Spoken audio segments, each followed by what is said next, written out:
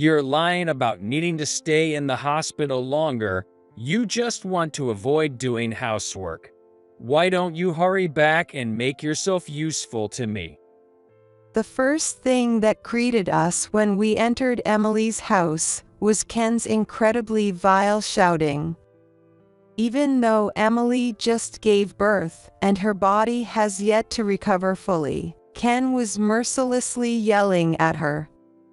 It was a terrifying sight. Just lay the baby down somewhere. You should be thinking about me first.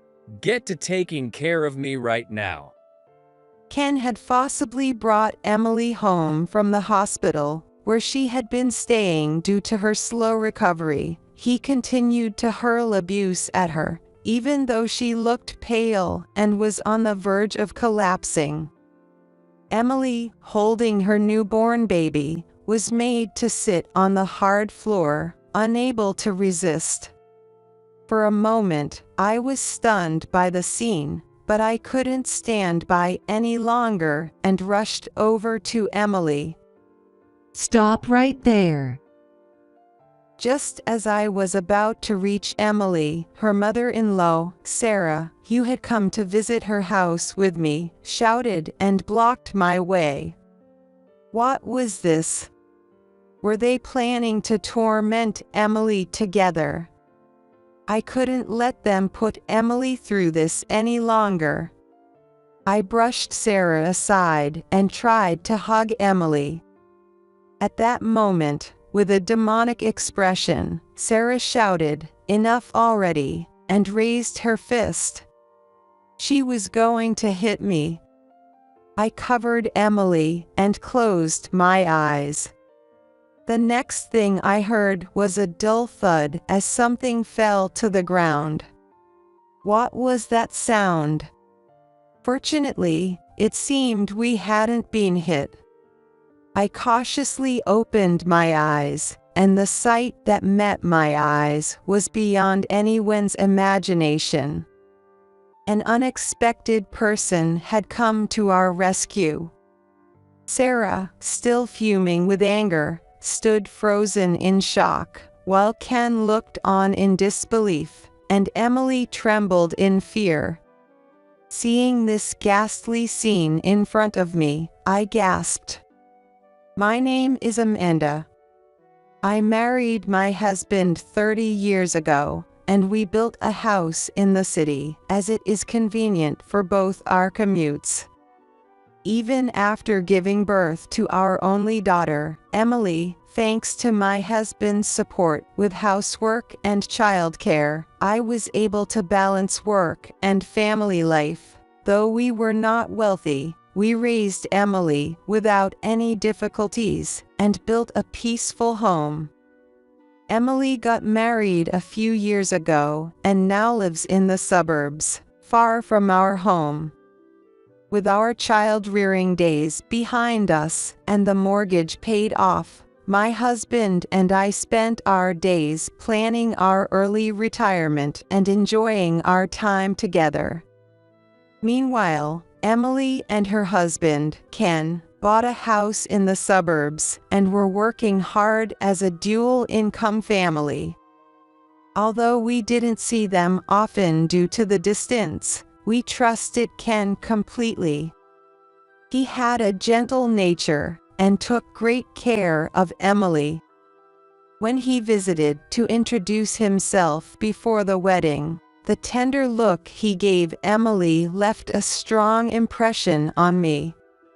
He had a completely opposite personality to Emily's straightforward nature, and we often laughed, thinking he would probably be a husband who would be under her thumb after marriage. We were eagerly awaiting the birth of a new life. Every day was filled with happiness. But one day, everything changed with a phone call from Emily. "Mom, I'm worried if I can build a proper family once the baby is born." Her voice over the phone sounded weak and a bit frightened. As I listened in detail, I learned that Emily's life was far different from what we had imagined. You've worked hard all this time, so now take care of yourself and spend time with the baby in your belly. Happy with her husband's words as she entered the final stage of pregnancy, Emily quit her job and started preparing for the birth as a stay-at-home mom at his request. However, after those words, his personality suddenly changed, and his kind demeanor vanished as if it had been a lie. He began to throw heartless words at Emily. Who do you think you are, lazing around every day and not doing any housework? Whose money do you think you're living on? Ken shouted mercilessly at Emily, who was suffering from severe late pregnancy morning sickness and back pain, unable to move as she wanted. Pregnancy isn't a disease. You're just exaggerating because you're a little tired. You just want to skip out on housework, don't you? Emily couldn't keep quiet and repeatedly argued back, explaining the symptoms that occur in late pregnancy, seeking his understanding, but Ken wouldn't listen at all, instead continuing to berate her, drowning out her words. I work all day and I'm tired. Hurry up and prepare dinner. Bring me change of clothes. Haven't you filled the bath yet? Stop being so lazy. With her hormones in disarray from the pregnancy and being subjected to her husband's heartless tirades every day, Emily became trapped in negative thinking, constantly expressing fears about the future. This was a side of Ken we couldn't imagine from the kind person we knew. However, Emily's trembling, tearful voice was undeniably genuine. I repeatedly urged Emily to divorce and come back home, but she decided to endure a bit longer, hoping her husband would return to his kind self after the baby was born. Perhaps she couldn't forget the kind husband he once was. But I couldn't leave my precious Emily and grandchild with Ken, who had such a drastic change in personality. Thinking this, I encouraged Emily to seek help from Sarah, who knew Ken the best.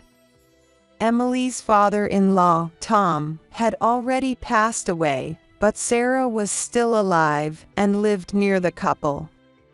I believed that Sarah, having experienced pregnancy and childbirth herself, would surely side with Emily. However, Emily said, Sarah told me I could always consult her if I was in trouble, but she hasn't contacted me once since I got pregnant. This only deepened my mistrust of Sarah. Could it be that Sarah was aware of Ken's wrongdoing and chose to ignore it? Perhaps Sarah was secretly manipulating Ken. Ken's drastic change was hard to believe, especially given the gentle look he had shown Emily when we first met. It's entirely possible that Sarah was behind it. Various speculations ran through my mind. If no one nearby was on Emily's side, then I had to protect her myself. I continued to call Emily frequently and listened to her talk.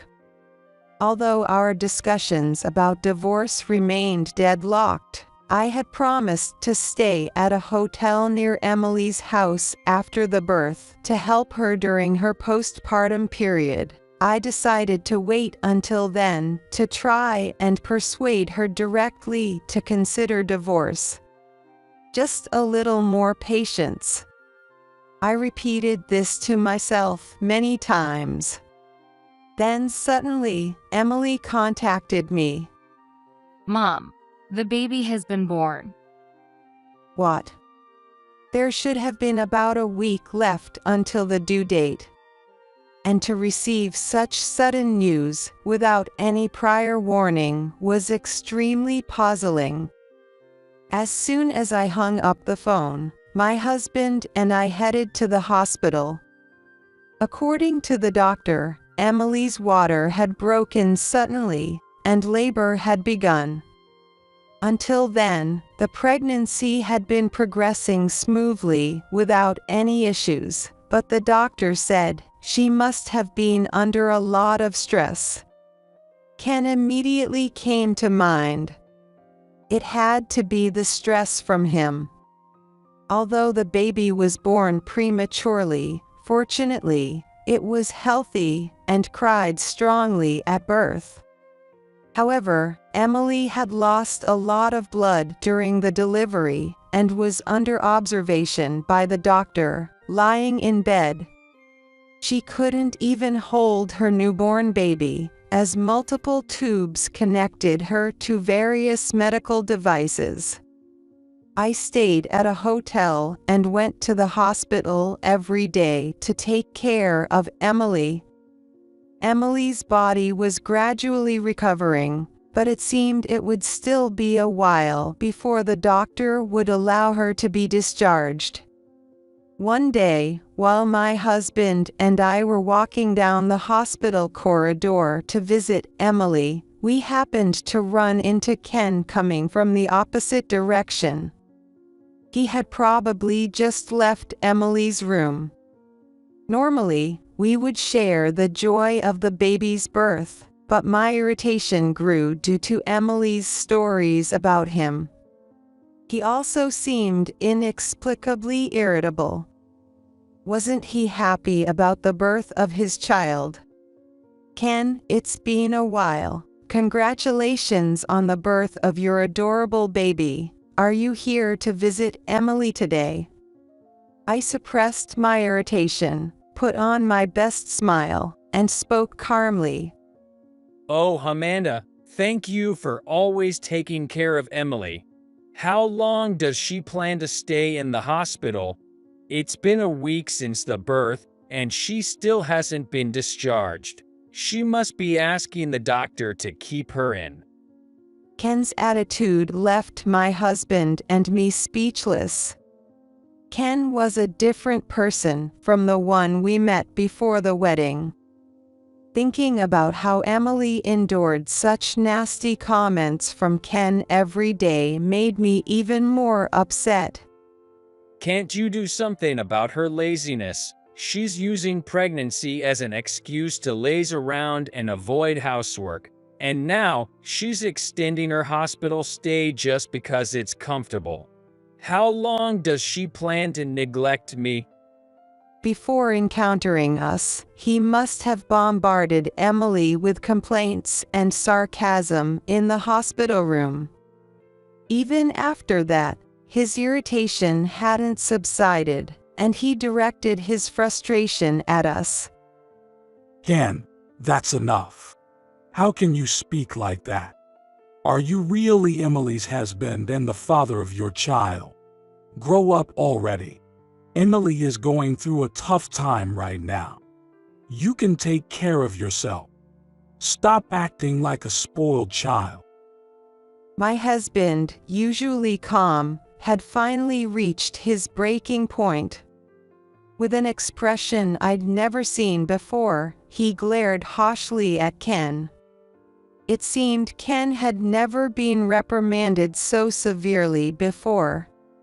He fell silent, his face turning pale, and began to tremble slightly. He looked like a young boy scolded by his parents. He's a weak man who only acts tough around those weaker than himself. That's why he became overbearing as soon as Emily quit her job and lost her income. Emily could never be happy with a man like him.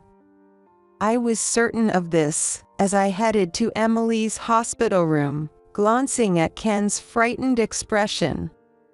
There was nothing more to say to him. The next day, as usual, My husband and I visited Emily's hospital room in the early afternoon. But when we entered, we were stunned by the unexpected sight. The bed was neatly made, and Emily was nowhere to be seen. We stared at the empty bed for a while. What on earth was going on? Just then, a nurse came into the room and removed the nameplate with Emily's name from the bed. "Excuse me, where did the patient in this bed go?"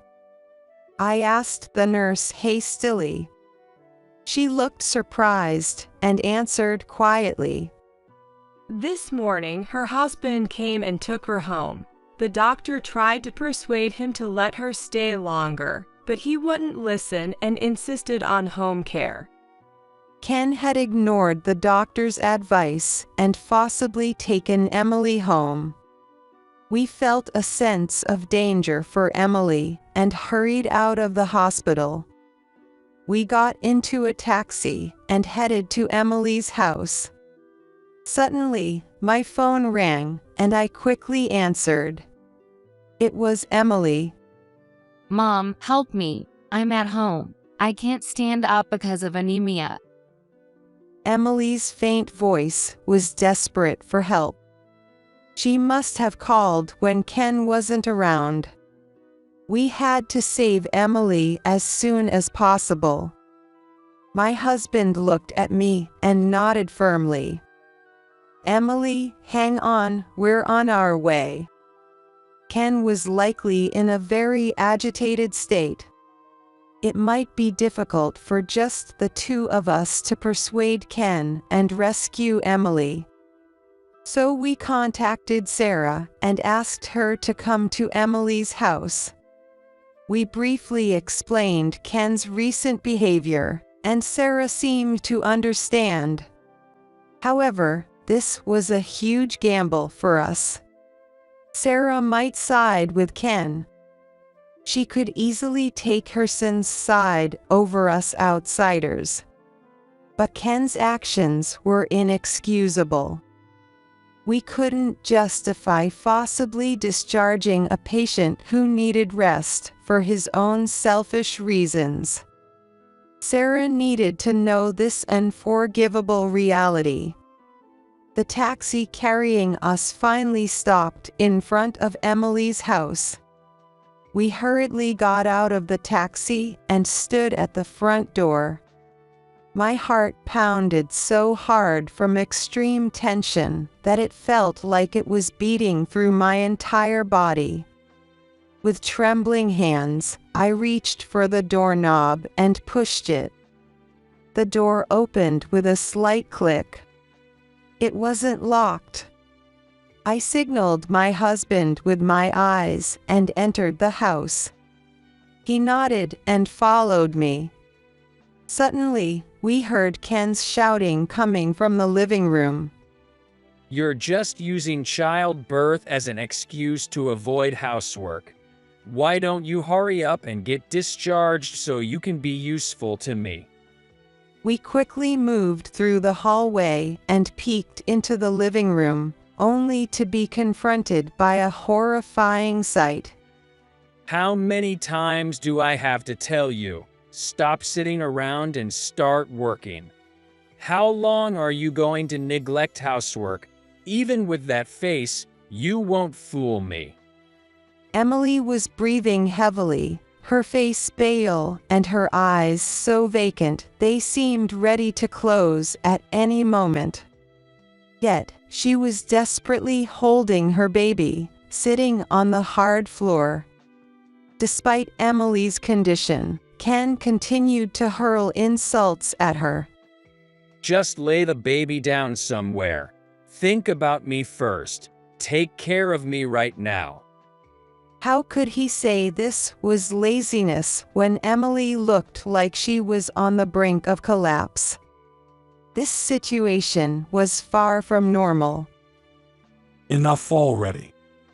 My husband couldn't stand it any longer and stepped in front of Emily, glaring sharply at Ken. At the same time, I rushed to Emily and hugged her. Emily, it's okay now. Ken's eyes widened in surprise at our unexpected appearance, and sweat beaded on his forehead, trickling down his cheeks. What? Who are you people? His voice shook, unable to hide his agitation, as he stumbled backward. Ken's previously arrogant attitude towards Emily changed completely, and he suddenly became frightened.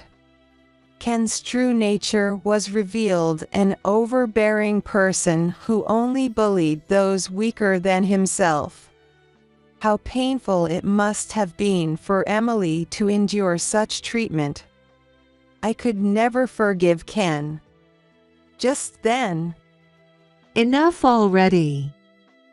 a sudden loud voice startled us, and we turned to see Sarah storming into the living room, her face full of anger. She stopped in front of us and suddenly raised her fist.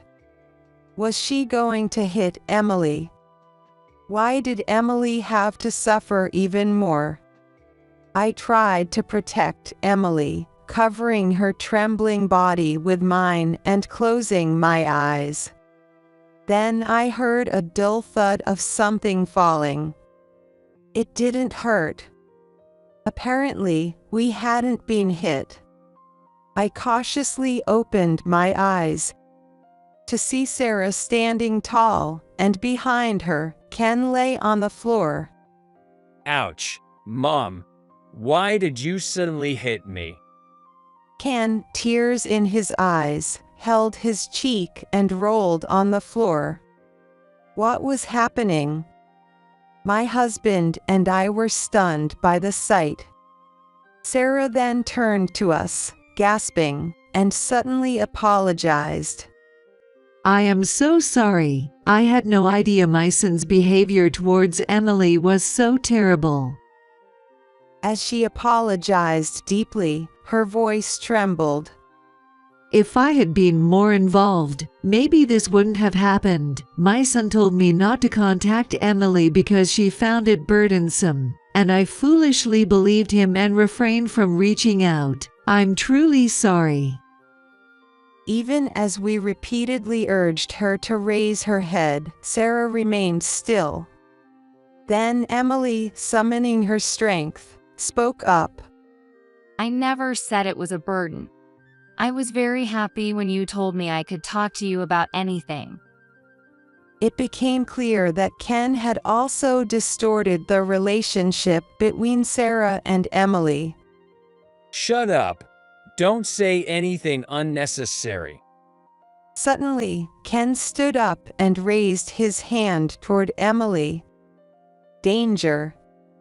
I moved to shield Emily once more, and my husband tried to restrain Ken, but at that moment, there was a sharp slap. Ken slapped twice on the cheek, collapsed onto the floor, eyes wide in shock, looking up at Sarah. Mom, what are you doing? Aren't you on my side? I'm your son. Sarah's hand was trembling.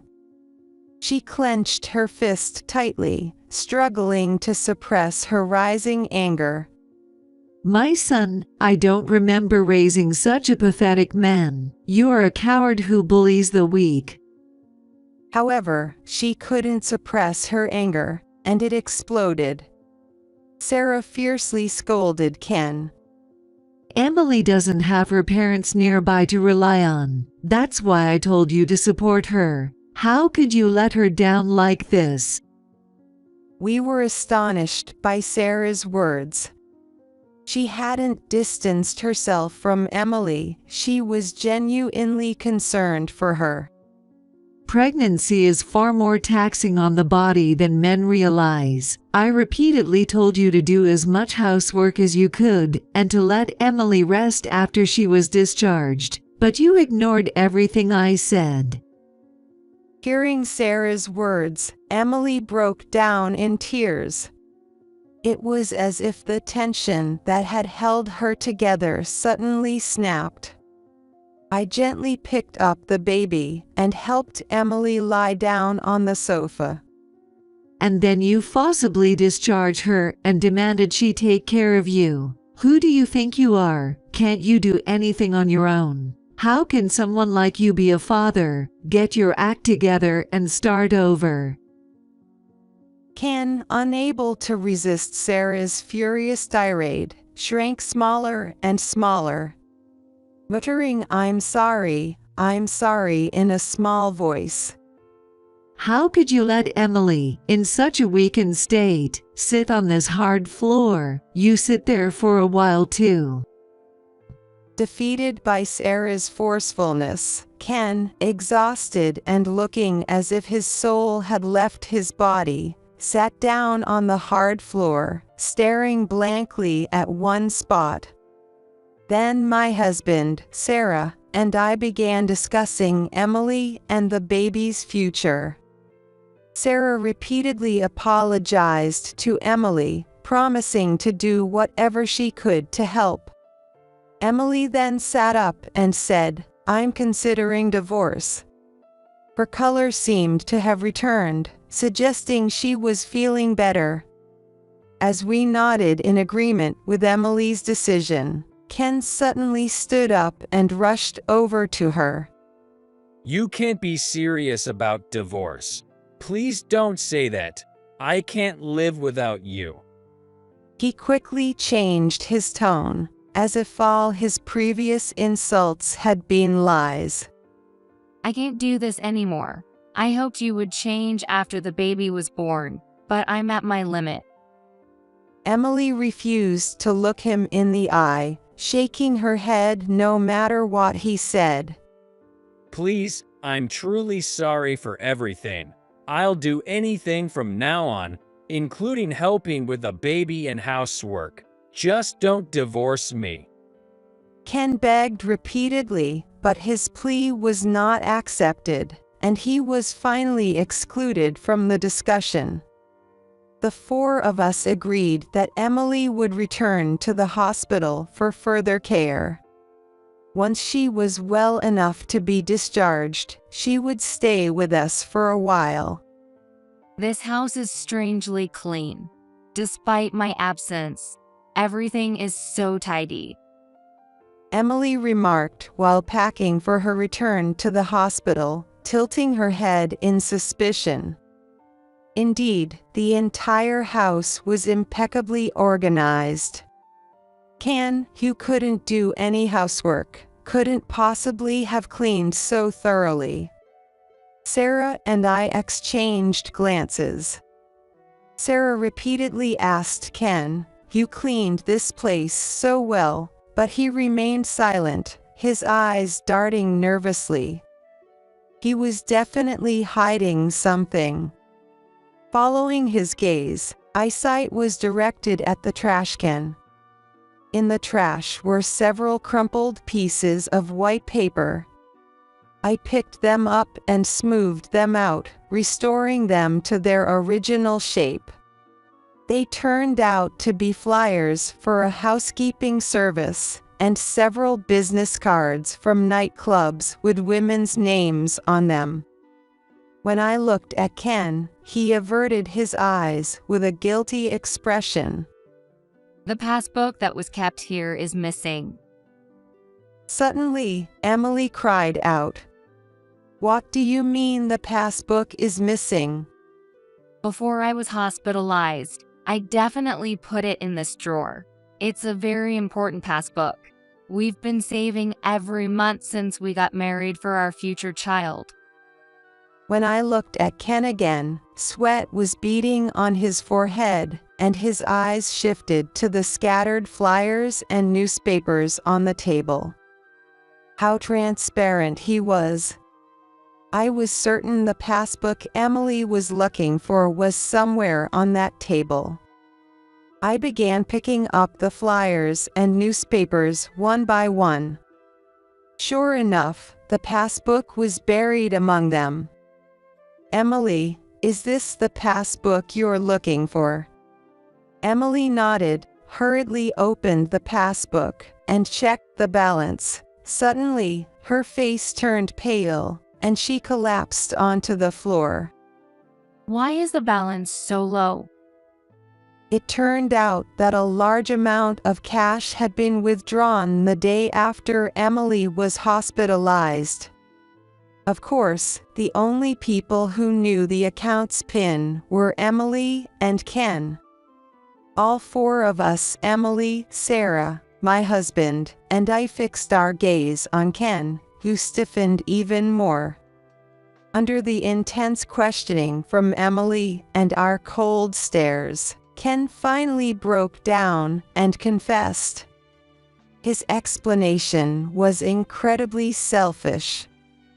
After Emily was hospitalized, Ken, who had never done any housework, didn't even know how to take out the trash. The house quickly became a mess, and soon it turned into a garbage house. Fearing that Emily would see the mess and think he was incapable, losing his ability to boss her around, Ken hastily hired a housekeeping service to clean the house a day before Emily was discharged. However, the amount withdrawn far exceeded what was needed for the housekeeping service. Upon further questioning, Ken admitted that he had been indulging himself in nightlife, spending vast sums of money at clubs while Emily was in the hospital. You did what while I was gone? We promised when we got married to save that money for our future children. You only contributed a few $1,000s at the beginning. I've been saving alone since then. Most of the money in that account is mine. Ken, who had discovered nightlife during Emily's pregnancy, began spending most of his salary at clubs. But when his money ran out, he turned to Emily's savings. No, you don't understand. I felt lonely, and I knew things would get busy once the baby was born. I just wanted to have a little fun before then. I was planning to return the money. Ken's desperate excuses were completely unconvincing and only dug him deeper. Then return it now. You act tall, high, and mighty in front of me, but grovel before my parents. What do you take me for? Am I your maid? You yell at me to do perfect housework, but you can even take out the trash and use my money for housekeeping services. And then you waste a fortune at clubs, basking in attention. How enjoyable that must have been.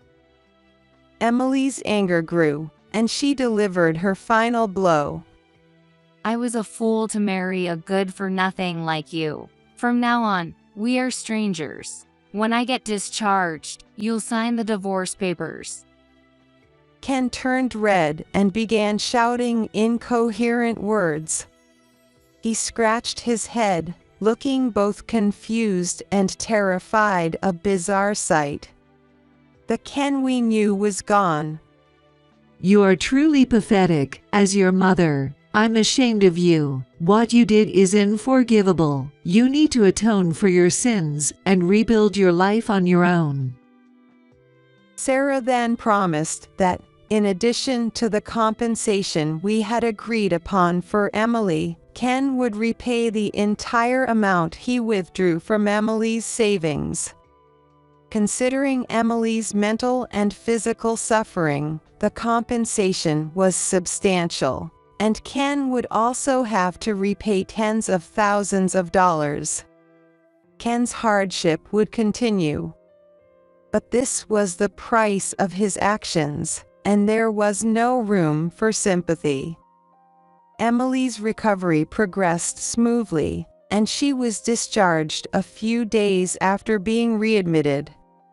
Now she lives with us, adjusting to taking care of her baby and enjoying peaceful days. The divorce was finalized through a lawyer. Ken managed to pay the compensation by scraping together his savings and income from part-time night jobs.